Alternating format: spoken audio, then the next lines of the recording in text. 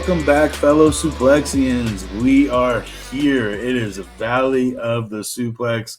Back again. Been a little bit of a hiatus. Chris, the wrestling world continues whether we're here or not. We got some catching up to do. How you feeling, my friend? Oh, feeling good, Niko. Feeling a little bit overwhelmed. It is a lot to cover. So much has happened. So many belts have changed hands, but no better venue for us to discuss it than right here on Valley of the Suplex. The glorious return, episode 7. Let's go ahead and get into it, man. How are you doing, though, Niko? How are you doing, man? Man, I'm kicking. We're out here winning.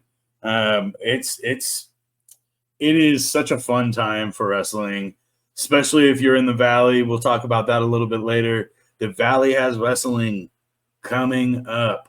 We have 3 different promotions flying through the Valley. It's going to be a great time. We'll hit on that a little bit later. But first things first, Chris, we are going to recap WrestleMania. We're not going to spend a whole lot of time because obviously if you guys are watching us, you probably know that WrestleMania has been done over with for a month. That is an eternity in the wrestling world. So many things could have changed in the span of a month. But we're going to recap it anyways because it was such a historic night.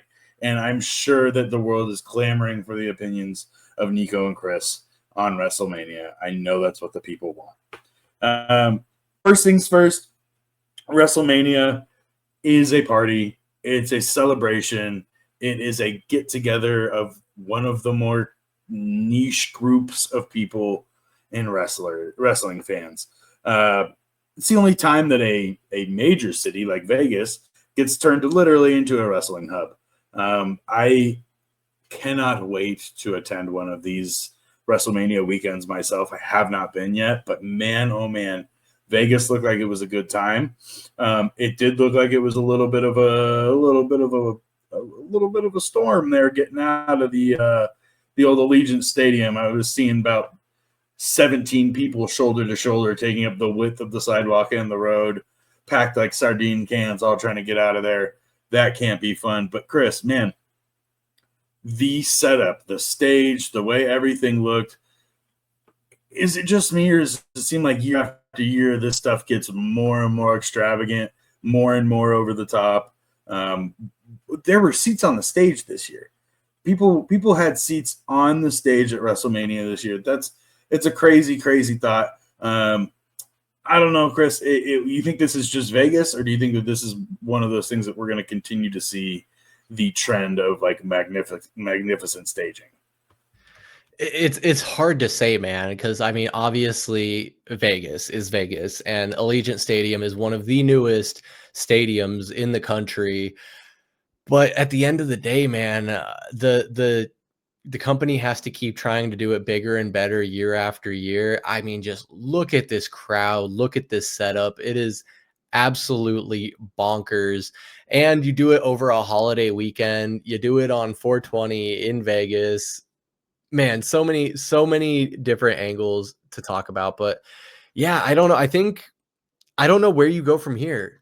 I don't know how you do it much. Like, how much bigger can you possibly get when you're already in one of the biggest arenas in the country? But honestly, this was spectacular. I love the view of this. Yeah, they WWE always does a great job of making things just seem big and extravagant, especially for WrestleMania. WrestleMania, man, we had a great card. I wince and I make noise when I say that because night 1 kind of felt lackluster. I don't know if it's because we were all waiting for night 2. Maybe I was personally waiting for night 2. Night 1. I mean, Punk, Rollins, Roman, that steals the show 9 times out of 10. You have the storyline of Punk and Rollins and Roman, the Paul Heyman scenario. At first, when they first started spindling this little story, I kind of felt like it was Paul Heyman getting his backdoor into another main event WrestleMania. But man, it was a good story. It was great to tell. The fact that it's Seth Rollins is a Paul Heyman guy now is crazy to me. Paul Heyman was kind of reserved for the big dumb doofs. that can't talk on the mic, your Brock Lesnar's, those specific guys. Putting Paul in the hands of a weapon that is Seth Rollins, that's scary, man. Seth doesn't have to do shit anymore, and he can play a different role, a more quiet role. It's kind of cool to see. That whole little piece together has been very interesting to play off. And we're not spoiling anything, but Braun Breaker collects with Paul Heyman and Seth Rollins. They are a nasty trio right now. They are making Braun Breaker feel imposing and scary and violent in ways that I didn't know that you could make him feel, because he's already that. Great showing for CM Punk. Roman Reigns always delivers. I did see someone say, does anybody want to tell CM Punk that Saturday night is not the main event of WrestleMania? I did have a nice laugh at that. That was great. I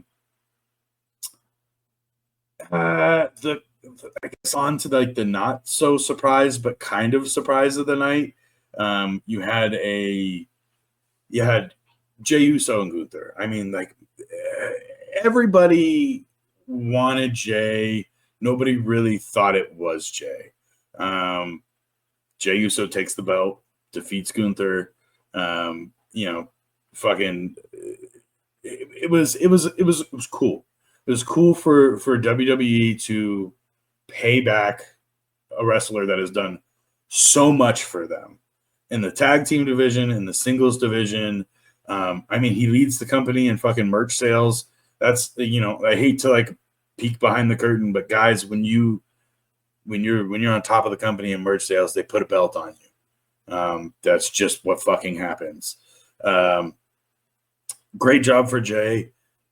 I have kind of been on the realm that Jey is not a singles champion, and I know that I feel that that's not the popular side of this coin, but I don't necessarily feel like Jey has.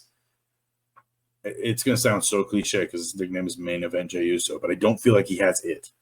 I don't know what it is, and I know that he gets the whole crowd to do his cute little yeet hand motions. That's awesome, but when it comes down to talking on the mic, you got to give me something other than this, dog, and something other than that, yeet, and something other than this, yeet. That gets old quick. I need a champion to be competent in all realms. Not to take away from anything from Jey. Great win. Like I said, he fucking deserved it. He's been a workhorse in this company for a long, long time. Back to the Vince days where they were putting face paint on him, making him come out in traditional Hawaiian skirts, and good for Jey to get his flowers, because he definitely deserves them. Off to the women's championship match, Tiffany Stratton and Charlotte Flair. This was an interesting one because this had heat leading up to it. Tiffany and Charlotte had a promo on I believe it was a SmackDown leading up to WrestleMania, where Charlotte blatantly went off script and personally kind of attacked Tiffany Stratton. And Tiffany fired back at Charlotte because, let's be honest, that glass house is definitely a glass house. And it is the thinnest of glass.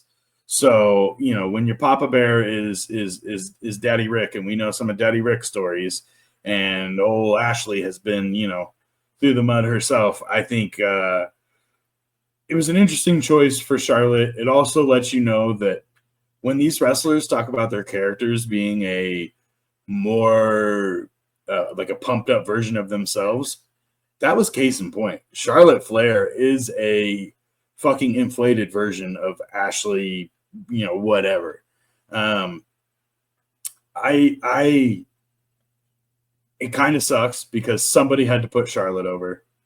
And Charlotte does put Tiffany over, but at what cost? Are you pulling teeth? Are you taking personal shots? Are you taking shots under the table because there's someone younger, prettier? It's always going to be a scenario.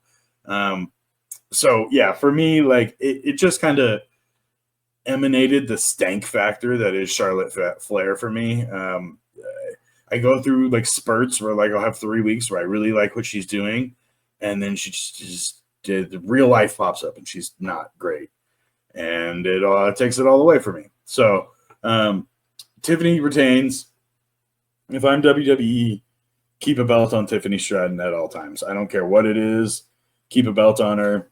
She sells to the men. She sells to the girls. She sells to the kids. It does not matter. Keep her strapped or main evented. One or the other. It's got to be. United States Championship came down to LA Knight and Jacob Fatu. Chris, we have been talking on this program about Jacob Fatu since the emergence. We both really like him. It was really fucking nice to see Jacob Fatu walk away with a belt on this one. It was another one of those pipe dream situations where you think about it and you go, it'd be cool if they put the belt on fucking Jacob Fatu. And 9 times out of 10, WWE does not do that. This time they did that. Do you think that this is them listening to the fans, Chris, or do you think that this is more rewarding Fatu? That was my first thought. But you bring up a good point in the fan rewarding aspect of it. I mean, I think, the hard work pays off. We saw it with Jey Uso. He's done a good job of building up his character, growing favor with the fans, obviously being very well selling. Jacob Fatu lays it all on the line, man. We've seen him injure himself, putting his body on the line for those big pops. So I feel like it kind of goes hand in hand, honestly. They're rewarding him working hard, laying his body on the line, being a tremendous showman, but also listening to the fans, because the fans have noticed, and we've talked about it on this very podcast, like, man, Jacob Fatu is an animal and he's exciting to watch. And when he's flying out there, you can't deny him. So for them to reward him with a belt is honestly, I feel very, very much deserved. Yeah, I agree. I think it's also smart knowing who's in favor in your fan base is probably a smart idea. But like we've said, this is WWE. They know when guys are in favor. They know when they're not in favor, and they choose to take advantage of it or not to. Shout out LA Knight. It was a good title run. It wasn't a great title run. It wasn't anything that you're going to rag home about. It was a perfectly competent United States Championship run. He defended it more than Logan Paul. They gave him a custom strap. Shout out LA Knight. I think that was a great move. But yeah, Jacob Fatu, man, and then him recreating the picture with Umaga, where he's got LA Knight's title belt in his mouth and he's standing there, both arms in the air. Like, it was just a cool moment for Jacob Fatu to have that. World Tag Team Championship was the War Raiders and the New Day. I think if it was your first day in WWE and you were just told the bare bones of this, bare bones being one of these tag teams has switched their name like 3 times. One of these tag teams has been a consummate in the company for 20-something years. One of these tag teams is going to, on their own decision, dress up like Goku and Vegeta and make it look fucking cool. The other guys are going to be coerced into wearing some sort of Clash of Clans gear as they walk down the ring. This is a very real thing. Clash of Clans sponsored. I'm assuming their walkout gear. And my goodness, the War Raiders came down looking like the biggest clown car I've ever seen in my entire life. It was wild. It was like plastic fucking pads. It was interesting. The New Day wins. The new heel day. The heel New Day is something I am here for. WWE forced the New Day's hand for a very long time with bootios and pancakes and flapjacks and syrup and all that kind of stuff. And fucking the New Day ate it up, and they made massive amounts of money. They did so much for the company by being babyface New Day. Heel New Day now is here, and it's fucking awesome. I love seeing the side of them. I love seeing them be dicks. Like, I know that there's part of it where you've seen somebody every Monday night for 20 years, and they're like, say your prayers and eat your bootios. And you're like, all right, that's... and then, all of a sudden they start showing up, and They say fuck that guy and fuck that. You just, what is happening? Heel New Day is my favorite. I do really like that. The tag division, just in general, along both sides of the board, men's and women's, need fucking help. We will talk. This is going to be like the Diamondbacks bullpen for Valley of the Suplex. We will talk about how it just needs. We need help in the tag division. It's the reason I like the New Day is because they're a tag team. They're not Joe and Steve put together to create some random. This is the fucking stucco painters. It's like like you took two developmental guys and put them together. The New Day, yes, to begin with, everybody starts off as random guys stuck together, but like the difference is that the New Day knew they were going to be built as a tag team. They knew that it was going to be at least as long term as they could make it. They don't have that in WWE anymore, it feels like. Different soapbox, different day. We'll get off of that. The New Day wins. Congratulations to them. That was sick. It was a decent match. Good job, New Day. Jade Cargill versus Naomi. Not much to talk about in that one. They are underusing Jade Cargill, and it is sad. The fact that Jade Cargill is not in a title shot somewhere, some way already, this once again feels like what Tony Khan did with Jade Cargill, which was drop the ball. Hopefully WWE does not do that. Naomi, I'm really glad that you are Jimmy Uso's wife, because I don't know if you have a job outside of that. It's not been impressive. We were all piped up about the comeback. The gear is cool. The take on the glow as a heel is interesting. It's not for me. It was a decent match. I think that these two women could be used so much better somewhere else in this card, as opposed to just having a random revenge fight to put them in WrestleMania. And that leads us to Rey Fenix versus El Grande Americano. This, ladies and gentlemen, was one that I personally looked forward to, because it's alleged. We're not going to say that the facts are out or that they just happen to have the same tattoo in the same location, and it just happens to be a Team USA Wrestling tattoo. El Grande Americano may or may not be Chad Gable. This show is going to take a pro Grande Americano stance. We don't fuck with Chad Gable. Boy, this was a surprise. I shouldn't even say this, because, like, kayfabe aside, these are two of the better wrestlers on the roster.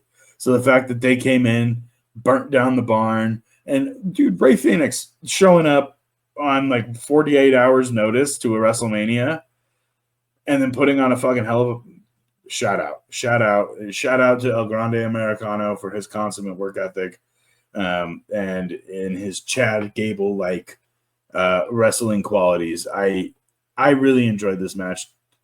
Felt a little uneasy about the El Grande Americano shtick at first. Felt a little Vince in 2004.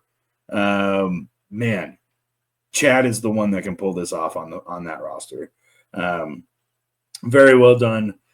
This was what it needed to be. It needed to be a pee break. It needed to be a laugh match. It needed to be displaying good wrestling. It needed to be what it was. This is refreshing. Not every match on a WrestleMania card needs to be a championship match. Not everything needs to be a sit down in your seat, bated breath at all moments. Sometimes it's nice to have a laugh. So I like that we did a little bit of long-term storytelling and a little bit of the kind of cheap tricks here. Night one, decent night. Jade Cargill and Naomi is a SmackDown match, guys. Rey Fenix and El Grande Americano at the end of the day, also a SmackDown. Really? Cat just knocked the golf ball off. Yeah, so Jade Cargill and Naomi, kind of a SmackDown match. Rey Fenix and El Grande Americano. I know that I just like preached about how good of a match that was. It was a great match. Good for where it's at. Also kind of a SmackDown match. The War Raiders and the New Day. My God, that's a SmackDown match. My God, that's a SmackDown match. Please help me. That's 3 out of 6 that I'm looking at. 7 that I'm looking at. Now, it's okay to have one laugh match. It's okay to have a piss break match. You can't set people up with the War Raiders, Jade Cargill, Naomi, and Rey Fenix and El Grande Americano. Uso and Gunther also kind of. I don't think they work well together. I don't think their styles work well together. I think I don't know what Jay's style is anymore, to be honest with you, but like, wait, he choked Gunther out, like, to keep Gunther looking strong because he didn't tap. That's fucking horseshit. Super kick him right underneath the chin. 1, 2, 3. It all kind of smelled like SmackDown to me. No offense to SmackDown.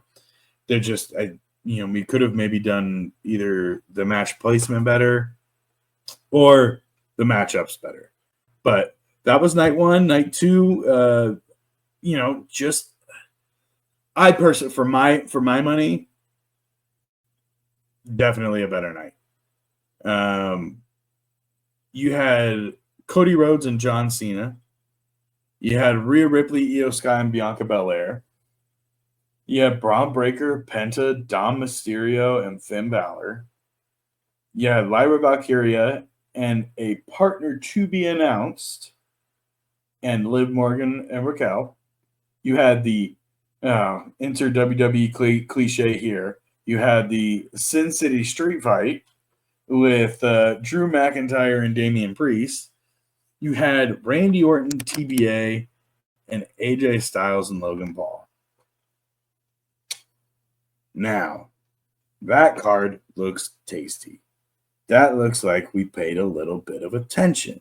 This is awesome. Give me all of this. AJ Styles and Logan Paul. We fucking hate Logan Paul. We don't stand Logan Paul on this program. But man, oh man, can he fucking wrestle in a ring. He doesn't give a shit. He'll put it on the line. He does not care. The other thing is like Logan Paul has like 3 years of wrestling training. So like the fact that like we're sitting here at WrestleMania 41 and he's doing matches with fucking AJ Styles, like I don't know, man. This is crazy to me. He is quite the talent. Everything else, not a shout out. We don't like you. On to the next, man. We got let's see here. Yeah, dude. Honestly, and this is okay. So, shout out AJ for putting out younger talent on his way out. I think this is AJ Styles' last year. I think he's made that known. The fact that he's willing to put out Logan Paul and he's willing to put out, it's nice. It's nice to see. We'll go to the 4-way here. Or not the 4-way, excuse me. We will go, the 4-way. We'll go to the 4-way. The fatal 4-way match for the Intercontinental Championship. Chris, this one has my vote for match of both nights. Not the main events, not your Cena winning the 17th. Fucking fatal 4-way with Braun Breaker, Penta, Dom Mysterio, and Finn Balor. Dominic Mysterio tore the house down. It was so impressive. He plays his chicken shit heel so well that now it's started to turn for a pop. In the ring with Penta, I'm sure that Penta covers up for some of Dom's mistakes. Penta's a fantastic wrestler. Finn Balor, fantastic wrestler. Braun Breaker, we've already talked about Braun Breaker.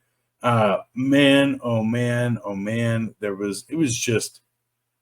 was a lot of fun to watch these guys operate. I think the coolest thing for me is that after that 1, 2, 3 with with Mysterio pinning Penta. He definitely pinned Penta. The direction from Triple H in the truck was to sprint back, to grab the belt and run back, because fear of bottles, fear of whatever. The WWE crowd can get violent. We can get volatile. Dom grabbed his belt, tore off down the ramp, and they told him to stop and turn around and go enjoy his moment. He turned around. He ran full sprint back down that ramp, got up onto that turnbuckle, and as you see, definitely lived his best life. Yeah, relished for sure, in the moment. It's nice to see, because Chris, we've talked about it before. When are we going to see Dom wrestle? Are they just covering up? Is it just going to be a heel thing where he's just Liv's manager? You had to know that the wrestling was coming with Ray being his dad, but man, oh man, in the blink of an eye, all of a sudden Dominic Mysterio is holding an Intercontinental Championship. Chris, did you expect this? If you saw your paper in the morning and you opened it and it said Dominic Mysterio Intercontinental title, what is your reaction? Honestly, like stunned. Honestly, I mean, we've been on a bit of a hiatus here on Valley of the Suplex. So if for whatever reason you're watching episode 6, we did months and months ago, and then watching episode 7, and you went back to episode 6, Chris, and told him that Dominic Mysterio was going to be holding an Intercontinental Championship at WrestleMania, I wouldn't believe you, man. I wouldn't believe you, because you're right. That is the exact question I've been asking, is when are we going to see this guy wrestle? When are we going to see him not being painted to be Liv or Rhea's bitch? Honestly, just being a pawn in that storyline, because he does come from a talented family. He's Rey Mysterio's son, for hell's sake. Like, it's a guy in Rey Mysterio that you and I both watched growing up, and likely, I know I probably just speak for myself here, I don't know about you, but tried to emulate with his high flying antics, and I absolutely loved. So, the apple probably didn't fall far from the tree. I know he plays, however true it may be, I'm still not sure, because he plays it so close to the vest, but his disdain for his father, we were talking about it before we started recording here. Dominic Mysterio interviews well. He's kind of painted to be this heel, but he's a fun guy. His social media personality, he seems just like one of the bros, and so it makes sense that the crowd would have like a reaction if the WWE is trying to push him as a heel. It's a guy you I don't want to say love to hate. I don't even think that's the right thing to say. You love him, and you don't care if he's a heel or a face. He's a likable guy at the end of the day. Yeah, I think all the things that we've kind of learned about Dom along the way, the chicken fingers, the like limited palate, the like, it's these little quirks that Dom has where you go, oh, I like that. I like that he only kind of fucks with chicken tenders. I don't know why I like that, but I like that about him. It adds personality to him. And whether that be true or not true, or it's a great poll, because it's got guys like me going, I like this dude. I'd buy a fucking Dom t-shirt. He likes chicken tendies. Fuck with it. It's relatable, and again, like you started talking about the quirks, like I think it was when he was on Logan Paul's podcast. I think it was either late last year, early this year. They were asking about his hair and his long hair and his mane, and like he's like, "Oh yeah, I just shampoo and condition it every day." And I'm a guy who showers every day. Now I'm older than Dom, and my hair's starting to thin a little bit. I don't have quite the mane he does, but relatable. Tendies, I love the tendies. I like to shower. I like to take care of myself. It's like, I know that's kind of it could be a little niche, but it's, at the end of the day, it's relatable, and people love the authenticity, I think. Yeah, and I think even down to Dom roasting Logan Paul in that interview about his escapades into countries that we won't mention based on where this podcast is going to be viewed. But it's things like that where you're like, oh, this dude, I fucking root for this dude. You know why I root for John Cena? Because I know that John Cena in real life is probably a very dark and twisted, like, humor kind of person, just based on the little tidbits that I get. So I love when, like, this man who's played this cherished baby face for so long switches heel. Not to deviate away from Dom, but like, man, just the way that they have built this character, whether it be on purpose or on accident, or if it's just been a fucking perfect storm of things happening from him, literally, like you said, Chris, he was Rhea's bitch. Like, I mean, just, mommy knows best, blah, blah, blah, blah, blah, to being Liv's like romantic partner, to the point where you and I are sitting here on a podcast going, if I was Dominic Mysterio, my wife would not be comfortable with the way that they're acting. To like him being like, I mean, like, he's a champion in WWE all of a sudden, man. That's like, we're not talking about like, it's not the speed belt, no offense, but like, it's not the WWE speed title. He's the Intercontinental Champion. It's a title held by a lot of names. Yeah, and what I would also say is kind of like you were talking about with Jey Uso. It's like, it just doesn't feel like he has it, and you can't necessarily put your finger on what it is. But I think Dominic Mysterio has it. Like, he's a fun guy to watch. At the end of the day, it's World Wrestling Entertainment, and this guy is entertaining, and that's sometimes it's as simple as that.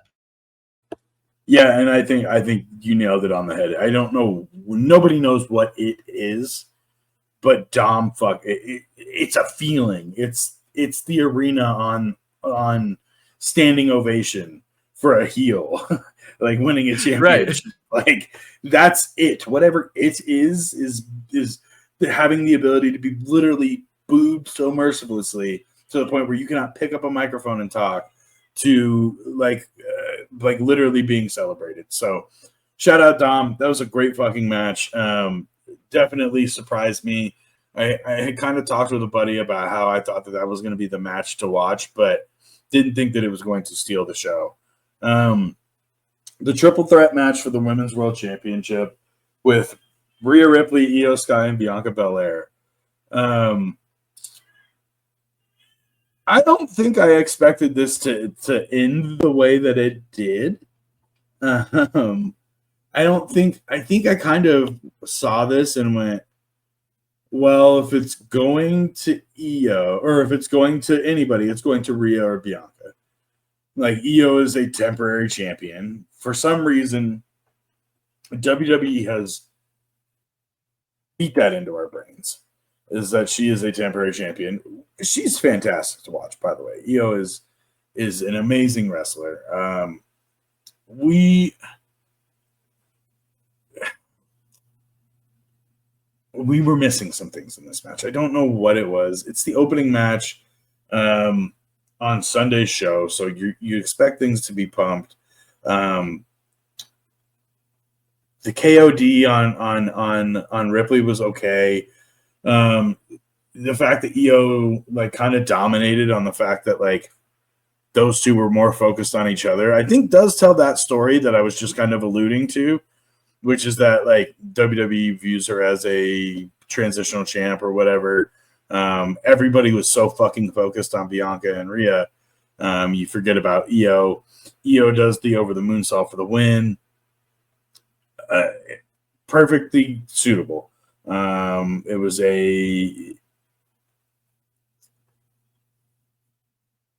I would say it was probably like top 2 match of the night, top 2 or 3, honestly. There was a bunch of like really interesting spots and a lot of near falls. I'm usually not a big fan of a ton of near falls. I usually want like one big like boom, because for me, if I'm just seeing guys hit their finisher and then they kick out immediately, it kind of devalues the finisher for me. Yeah, thought it was fucking awesome. I don't know. I guess the one thing that kind of sticks out, I think Rhea Ripley did Razor Ramon's finisher with Io Sky, where she just basically like razor edged Io into Bianca Belair, which I thought that was funny. Using Io as a weapon, I thought was a very funny tactic by the big strong girl. Great match. Yeah, surprised Io retained, but that is part of the fucking fun in it, right? Is that like you sit there going, I know who's going to win, and then boom, Nobody wins, or at least not nobody you were thinking. The classic WWE cliche wouldn't be a PLE or pay-per-view or whatever you want to call it if there wasn't a Sin City street fight or a Music City street fight or a Broad City street fight or a Bourbon City street fight. God, que puta, can we figure this out? For the love of Christ Almighty, this, first of all, just fucking call it a street fight. We don't need to like brand it to the city we're in. The Valley of the Sun street fight, like that's great. Congratulations. I was gonna say, what would the Phoenix equivalent be? The Jefferson Street fight. Yeah. The Don't Get Shot in Maryville street fight. Yeah. Yeah, outside of it being the Sin City street fight, I am bored with Damian Priest, Andrew McIntyre. That might be a hot take. I don't know. They beat the shit out of each other for sure, but like, oh man, for me, it's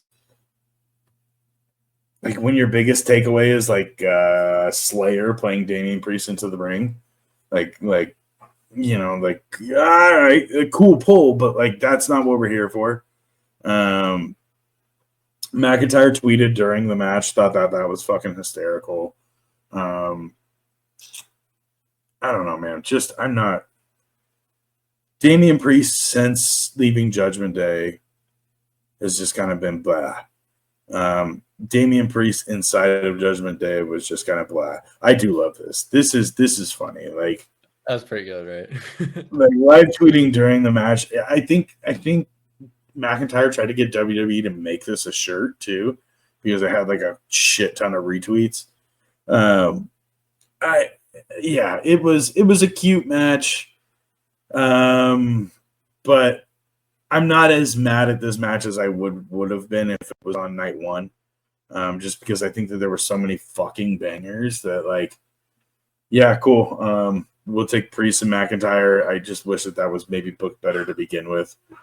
Priest, I don't know. Just not in my favor. Not in my favor.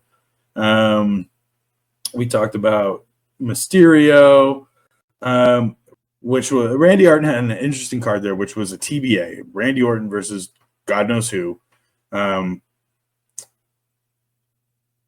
I joked with somebody that this was going to be Joe Hendry. But yeah, what if it's Joe Hendry?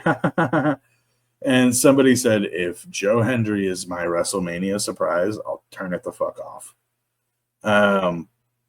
Sure shit, Joe Hendry showed up to a surprisingly scary, loud pop. They said, say his name and he appears. I believe in Joe Hendry. And you would have thought the Beatles in prime 60s were coming down, just playing the hits, people screaming and passing out. Joe Hendry got close to the pop of the night, I think, if not the pop of the night. Randy looked fucking awesome. The pull in on TNA is nice, bringing in Joe. Joe is also a free agent. So if I'm Triple H and I'm looking at the two pay-per-views that I've had Joe Hendry in, Royal Rumble and WrestleMania, Joe's gotten the biggest pop on both of them.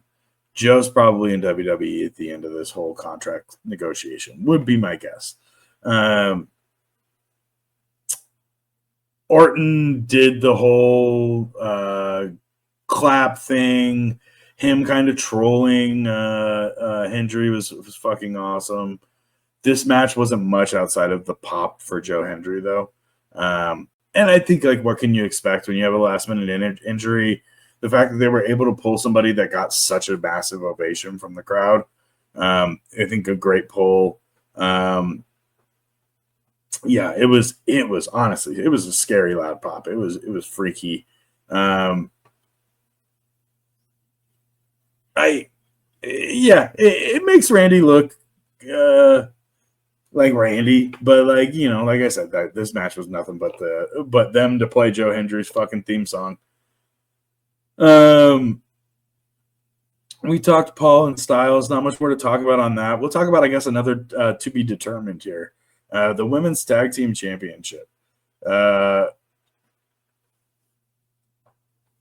guess I'll set the stage. You have Liv and you have Raquel in the ring, ready to go, ready to wrestle. Lyra Valkyria comes out, who I have said it on this show before. I'm not the biggest fan of Lyra Valkyria. I don't understand the gimmick. Just because you put feathers on doesn't make you a wrestler. I'm not quite sure what this is. But we're going to let her cook. It's whatever. They said, I don't know why I said it like that. Jesus. They basically announced that, like, yeah, she's going to have a to-be-announced partner. Who comes out? None other than Becky the Man Lynch. Becky, we've been asking where you been. Where have you been, Becky? Where have you been? I think we've said it on, like, all 6 episodes. Where the fuck is Becky Lynch? Well, we found out where the fuck Becky Lynch is. She was taking her time and enjoying her life. Good for her. Good for you, Becky. Welcome back to the WWE. In, I think, the more surprising, if not second to Dom, probably second most surprising result, Lyra Valkyria and Becky Lynch won the tag titles. Yeah, it kind of goes to what I was talking about earlier. Like, why, when you finally have, like, Liv and Raquel are a tag team. They are a branded tag team. They are in the same stable. They work well together. They were not just randomly mushed together. Why would you on earth give it to Becky, who was a TBA, and Lyra Valkyria, who has no social connections that we've seen as viewers with anybody? Interesting move. I'm sure it's to pad Becky's belt stats. I'm sure that is probably another thank you to Becky. They lose the belts the next night, guys. Monday Night Raw, they lost the belts to Liv and Raquel. If that doesn't tell you about how shitty the tag division is, that we won the belts for a WrestleMania pop that wasn't that good and then gave them right fucking back to Raquel and Liv Morgan. God help us, Chris. God help us. Is it just shock factor at that point? Get a 24-hour news cycle going and then just we're just kidding. Like, that's crazy.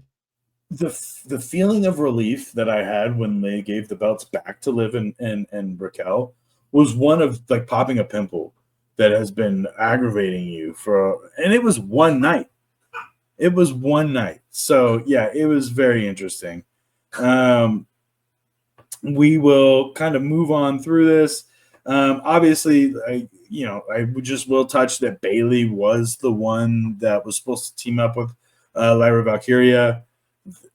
I don't know if Bayley's injury is real. There was a lot of murmurs online about her and Sasha Banks, aka Mercedes Moné, conversating, all that kind of stuff. Yeah, I hope Bayley's. You don't hope anybody's injured, but I hope that this isn't Bayley being pulled off the card as opposed to Bayley being taken off the card because she's injured. That kind of will take us to, I believe, the last match of the night. Yeah, this is the last match that we got here. Honestly, probably the reason 90% of the viewing audience tuned in. I won't say 90%. That's probably disingenuous, but there's a good amount of people that tuned in for John Cena. Cody Rhodes versus John Cena. Man, oh man, you feel like it's a flashback that John is in a title match at WrestleMania. Dude, he looked good. He looked good. I mean, I can't, like, it's John Cena. He's probably will be 85 and still be able to wrestle, still be able to hit the 5-knuckle shuffle, giving attitude adjustments to Lawrence in the nursing home. Like, I don't doubt that. But, for somebody who, like, really doesn't wrestle anymore, to get back in the ring, and Cody did a great job too, to get into the ring, put on a decent match, comes out, no color. It is all black, and it just says John Cena. Love that. the music needed to change. The other thing, him winning in a chicken shit heel way with the help of Travis Scott. Okay. If this was John Cena in 2003, the Travis Scott collab makes sense. You have the hip hop adjacent wrestler with the hip hop adjacent artist. A 40-something John Cena that has no business like being buddy with Travis Scott to the point where Travis Scott's going to help him win a match. That being said, all the shenanigans aside, I love that they have John win in a chicken shit way. I love that John doesn't win it straight up. I love that Travis comes in. I love that Cody has his opportunity for a receipt, because if you guys don't know, Travis Scott fucking blackened Cody's eye. It was great. It was great. It was great storytelling. John has vowed to ruin wrestling, so I think everything that you see, you'll have to like look.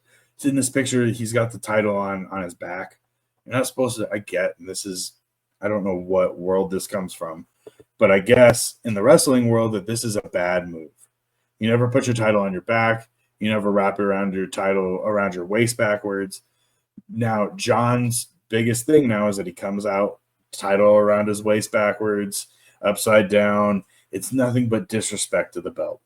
The fact that he comes out and says that I'm going to ruin wrestling and all that kind of stuff, like, I fucking love this. I love to see where this goes. This is going to be a great little turn, a great little.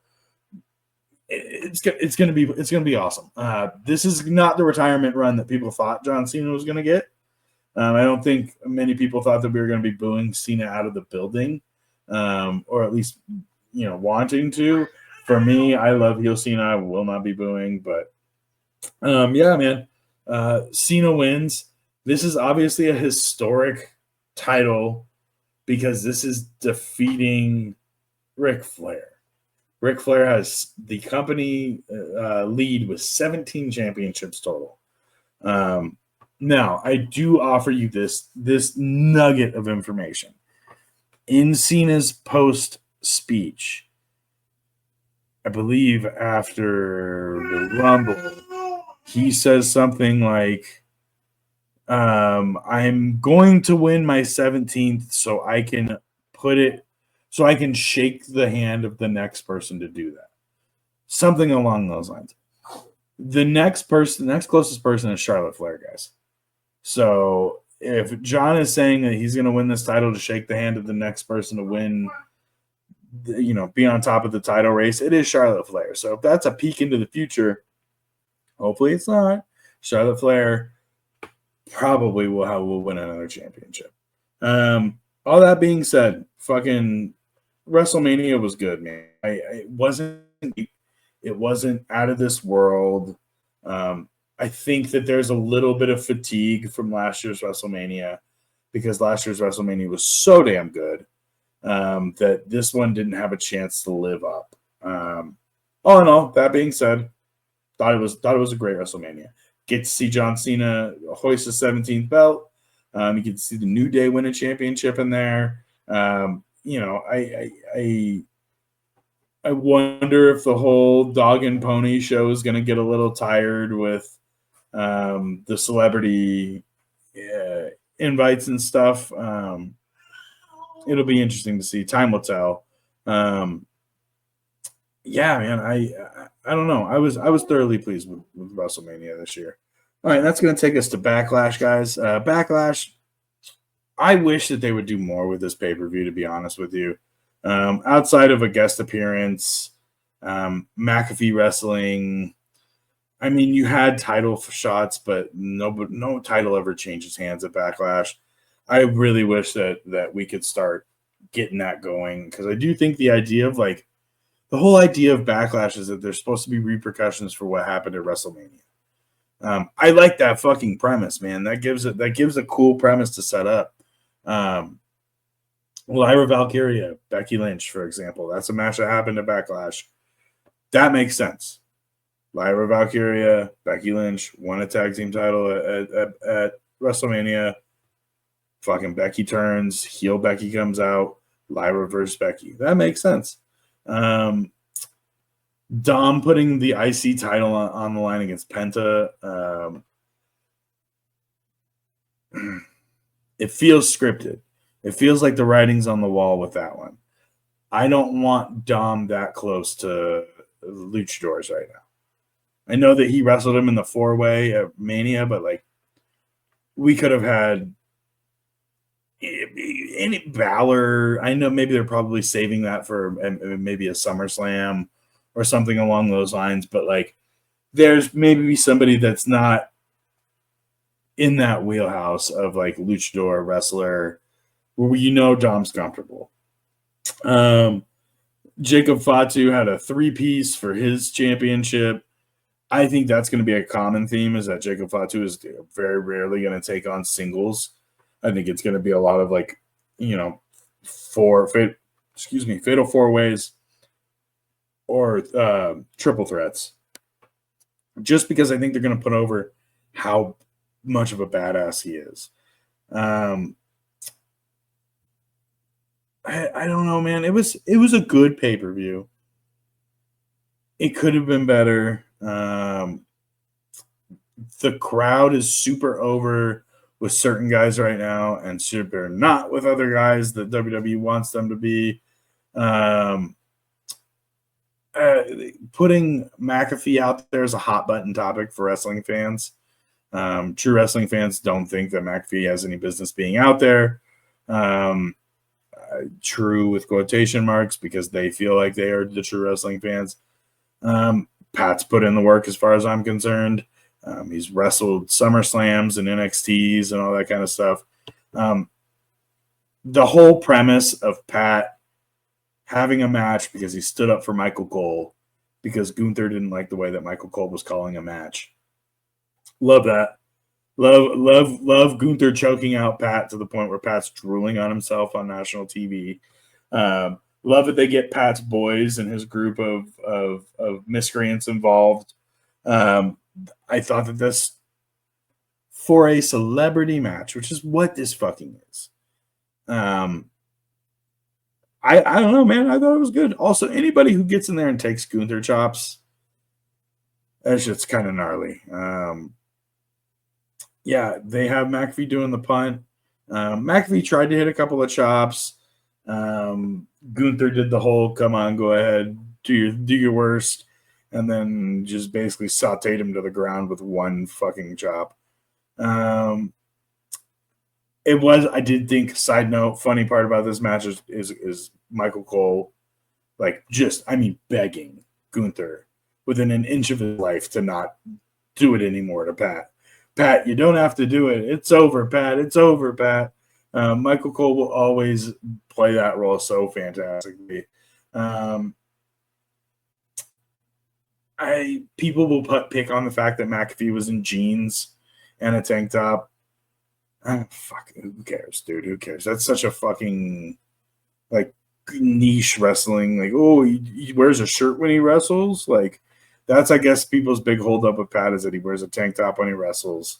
Pat, I think, broke Gunther a couple of times. I'm not sure, but there was a couple of times where I was watching and kind of looked like Gunther getting back a smile there, which I only can imagine. I'm sure that fucking McAfee is a hoot to be in the ring with, because I'm sure you're in there working. He probably says some wild shit. Yeah, man, he got that is Red Lobster on his chest plate right there. The crimson tough chest. My goodness. Dude, yeah, that makes me not ever want to get into a wrestling ring whatsoever. I guess we'll kind of just drop it down to the main event, which was who was going to take on John Cena first. Who's going to be John Cena's first title defense? Guys, it was Randy. It was Randy Orton. Is it a place of comfortability? Yeah. Has it probably been long enough since we've seen Randy Orton and John Cena to make it worth it? Yeah. Was the match anything that we didn't expect? No. Randy, in a nod to, I believe, his original gear, wore trunks in the same color pattern. That was a nice tip of the cap. I think, and this is just more, this is probably just me just being nitpicky, whatever you want to call it. John Cena needs to come out to a different theme, man. I just think it's an interesting choice. Even if it was bad mother something, I don't know. He had a song that he came out to before The Time Is Now, and it definitely would have hit the heel for sure. I don't know. The biggest thing is that you get Randy Orton clearing off a table, crowd pops. It's a B-level pay-per-view at the end of the day. That's kind of what it played out to. You got good performances from like your mid cards, which is nice. That's what you want. It's what you want. The IC and the US Championship match. All in all, Backlash is decent, man. We're gonna get more onto this thing, kind of covering the leading ups. That way, we're not just hitting you guys with a quick, rapid rundown. But more than anything, we'll do a lot. We're gonna do a lot of like pay-per-view, recaps. We'll do our opinions. We'll definitely fill you with all of those. But right now we're gonna focus pretty much. You can expect an episode out the week after a pay-per-view. Chris and I have been, the past couple of months have been crazy. As you guys know, I have a new kid. That is a whirlwind in itself. Keeping up with wrestling as well as everything else that we do at Valley of the Sports. It is Valley Sportsbook, excuse me. Valley of the Suplex is important to us, and we will keep this show rolling for you guys because it is important to both Chris and I. So we appreciate you guys tuning in. We appreciate you guys following along. We are just about done. Before we get out of here, just a little light note. Rest in peace to Sabu. At least from the wrestling side of things, we loved watching you work, man. You were a hardcore king.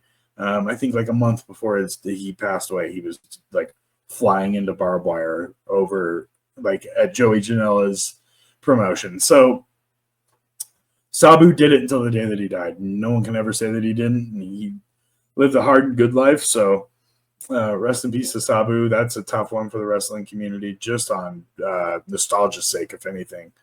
But yeah, we got some fun stuff coming up, guys. The next pay-per-view for us is going to be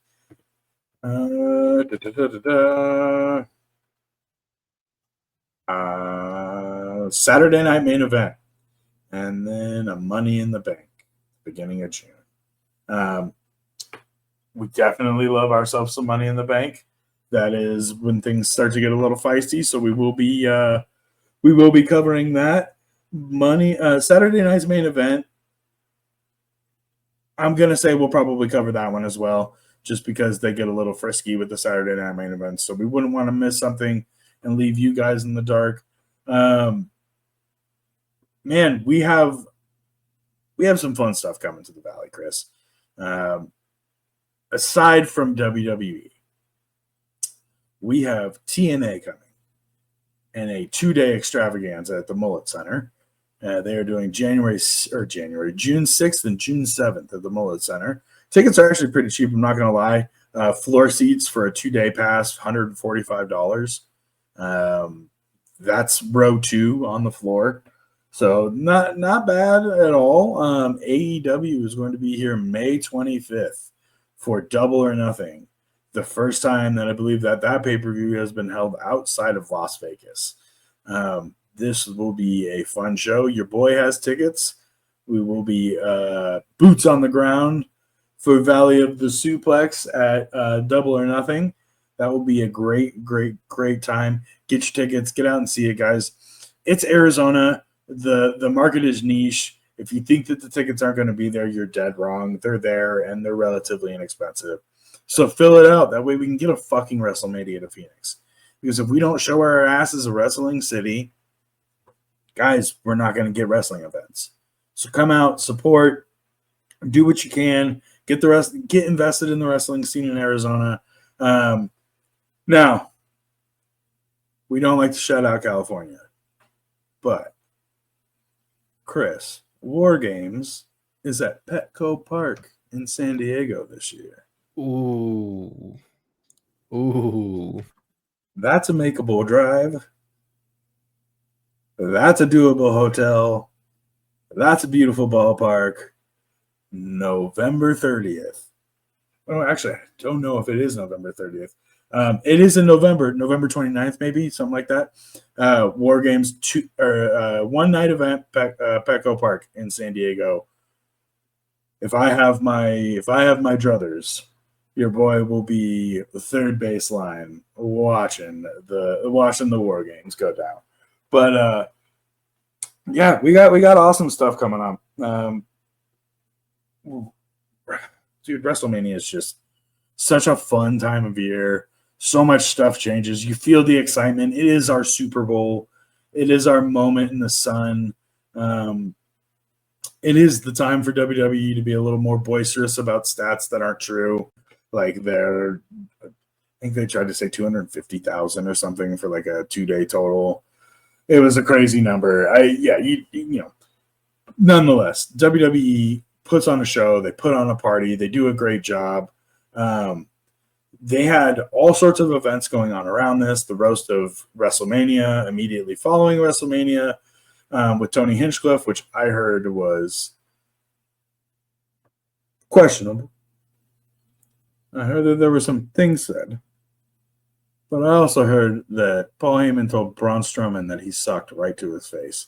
And, brother, that's worth any amount of money that you pay. There was some interesting comments. There were some comments about Jinder Mahal being affiliated with people he's not affiliated with. There was some stuff said. I do believe that somebody did mention that Nia Jax has a wiener. That is neither confirmed nor denied. But yeah, man, WWE knows how to put on a party. Don't think Tony Hinchcliffe will be back for that one next year, unfortunately, though. We got some fun stuff coming, Chris. We're gonna do Clash in Paris in August. We got SummerSlam in August. Money in the Bank is really gonna kick that whole thing off. We are rip-roaring and ready to go. It is summertime in the Valley. I know it is spring where the rest of you are, but it is summertime in the Valley. We are hot. We are ready. The wrestling is hot. It's fun, man. We're going to get into it. We're going to have a great time. Keep posted with us. The best way to follow along, pay-per-view, us. Pay-per-view, us. If you see a pay-per-view, you'll probably see us. So, like, subscribe, follow along with the Valley Sports Plug. Please, that is where you find us at Valley the Suplex. You also find a bunch of other really cool programs. We like to do Past the Outlet.